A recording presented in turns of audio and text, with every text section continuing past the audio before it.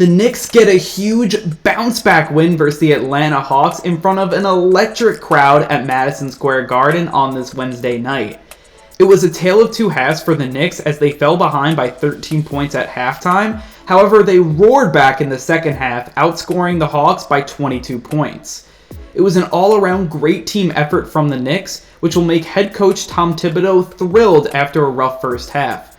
Here's Tibbs after the big win. And I thought guys made hustle plays, and oftentimes that's the difference. There's a small difference between winning and losing. We saw that in game one, and tonight was the same. You have to play for 48 minutes. They're a great team. Individually, the Knicks were led by Derrick Rose, who was electric all night. Rose had 26 points, 4 rebounds, and 4 assists off the bench. He helped keep the Knicks within striking distance in the first half and was a main facilitator throughout the entire game. Also off the bench, Alec Burks scored 11 points and rookie Obi Toppin dropped 8 points. Toppin had a thrilling alley-oop dunk that sent the Garden crowd into a frenzy in the second half down the stretch. As for the starters, Reggie Bullock and newly named Most Improved Player of the Year Julius Randle led the way. Bullock scored 15 points, hitting big three after big three down the stretch in the second half.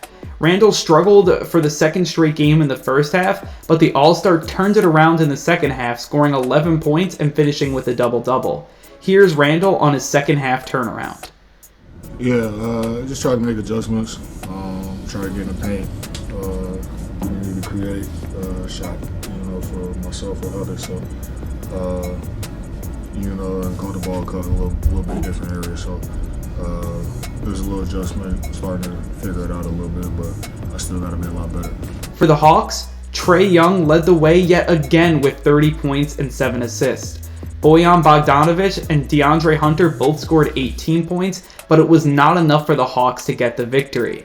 Lastly, the Garden crowd was amazing all night. My seat was literally shaking at the Mecca, and it was just really a surreal scene to have playoff basketball back at the Garden in front of a packed crowd. It's a great sight to see, as this was the Knicks' first playoff win in the Garden since 2013.